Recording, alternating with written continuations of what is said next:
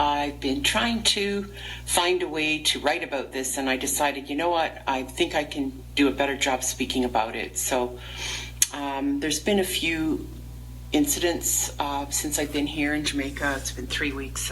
I just love this country. I love the people. I love everything about it. But I just wanted to share with you, all week I was going to the marina to hang out and do my work and really enjoy the restaurant there, which is a beautiful space. It's part of a public marina that's all been refurbished. It's called the Errol Flynn Marina. And the restaurant has a swimming pool in it. And the swimming pool is for the people who come in on the boats from the marina. And they're all, so far, as I've seen, they've all been white people who swim and use the pool and use the restaurant and have drinks and food and so on. So all week I've been swimming in the pool. I don't have a boat.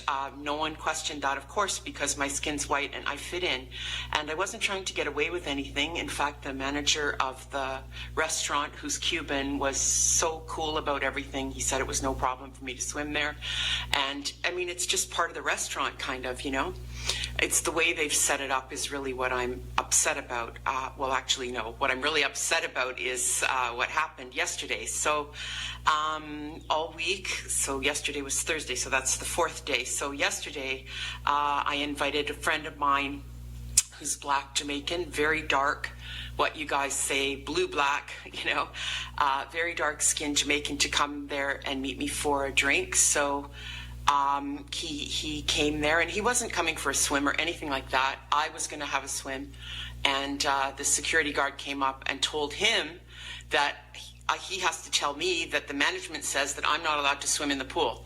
So he said, no, you need to tell her that, not me. That's not up to me to do that. So the security guard came and told me that, and I just was like, okay, because I knew that that was the rule, but I observed all week, and I did swim in the pool all week, and there was no problem. So I know that this changed because a Black person was with me in that bar. And there have been very, very few Black people in the bar. So to me, it's one of those spaces. This is only my opinion and my observation, but I observe that the management of the Errol Flynn Marina, and I hope Michael Leachin hears this, it seems to me that they're trying to keep that space very white in a country of Black people. And I'm very, very upset that they would, I don't care that they're calling on me to follow the rules. I'm cool with that. But I know the only reason they did that was because a Black man was with me.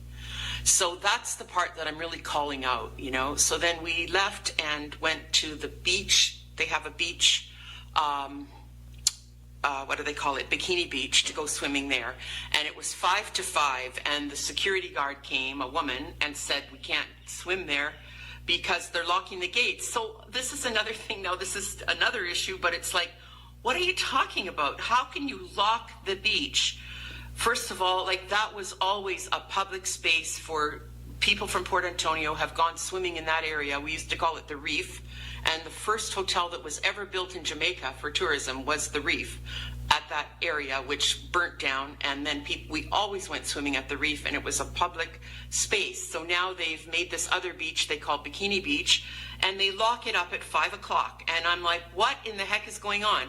Are you telling me that the people of Port Antonio can't go and swim in their own public area because somebody decided to lock a gate at 5 o'clock at night?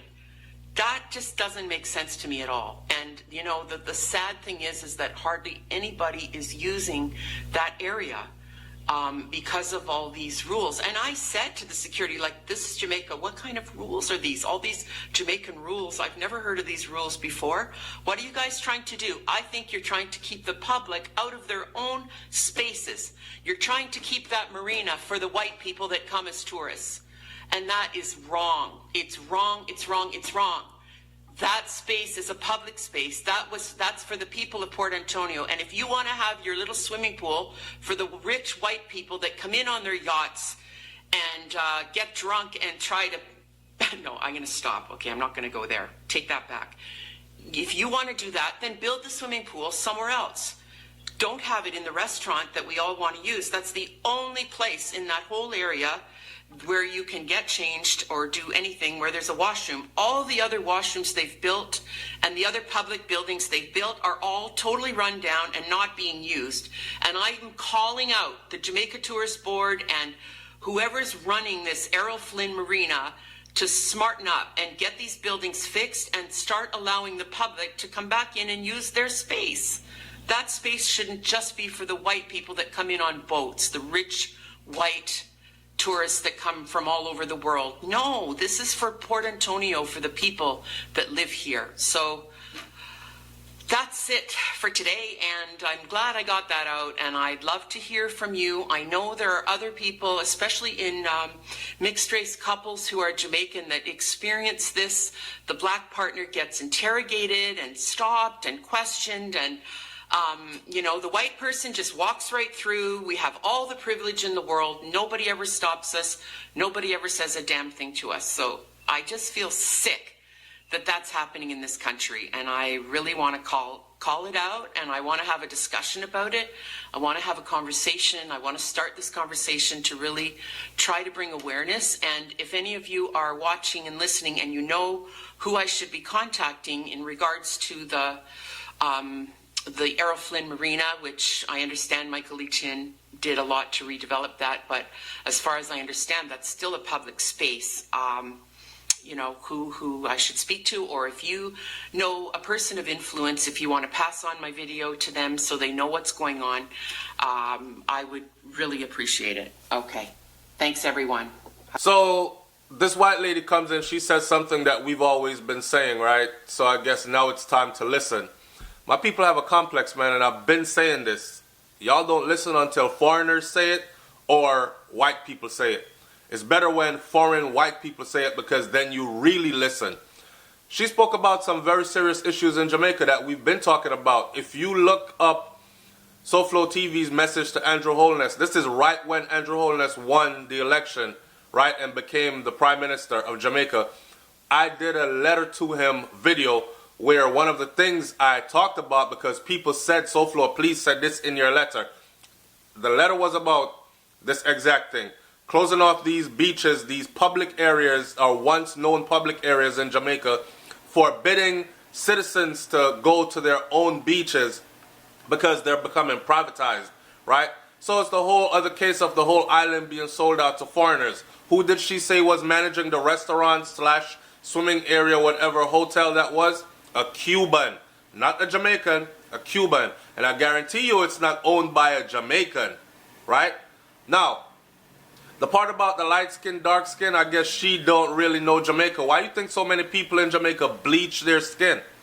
And you say it's self-hate, but who perpetuate that self-hate? Who dug that into the minds and the psyche of the people? Who abused them into thinking that they're friggin' ugly as hell, dark skin, and they need some chemical to lighten their skin because they see stuff like this happening, like when the white man goes somewhere with the black woman, he doesn't have to worry about anything, or vice versa, because the darker one is the one that's going to get checked. What this says to the mind is you need some white people around you in order to succeed. You need a white partner in order to go forward, in order to get into these doors. And we see it not just in Jamaica, but all across the spectrum. Most athletes, black athletes, as soon as they join the NBA, what do you see they have on their arm? When most movie stars that are black, soon as they go to Hollywood and make it really big, what do you see they get on their arms? It's just that way. And it's been that way for the longest. Anybody thinks that it's different in Jamaica, you're either fooling yourself or you really think that the whole Bob Marley One Love thing is exactly what it is, which it friggin' isn't. And it's funny how they turned Bob Marley into this Bob Marley One Love thing when Bob was actually a freedom fighter for black people. That's what he was. And that's why them kill him. You understand? Bobby, go look back at his old interviews. Matter of fact, he said one time, if you have a choice to come back in the next life, you better choose to come back. I'm not going to say it. You go find it out. Now, I see a lot of vloggers have this video up with the white lady speaking, and just to show you how much we're tuned in when they speak, go look at the views.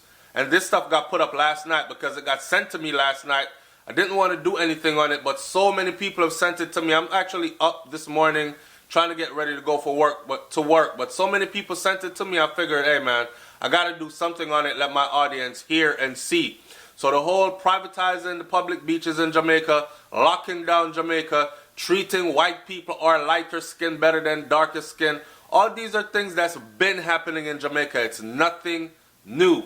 It's sad as hell, and it still happens more than you think today. Usain Bolt spoke about it, but he spoke more on classism than racism, right? But classism is a whole nother thing we need to talk about in Jamaica. But yes, the light skin, dark skin thing in Jamaica, for those of y'all who don't know, is very prevalent to this day. Alright? It's SouFLoTV, man. Like, comment, share, subscribe. Leave your comment in the comment section below. Let me hear what you got to say about this one. I hope one day we will evolve and come away from. But sadly, hundreds of years later, we're still dealing with the same damn issues. And it's only going to get worse.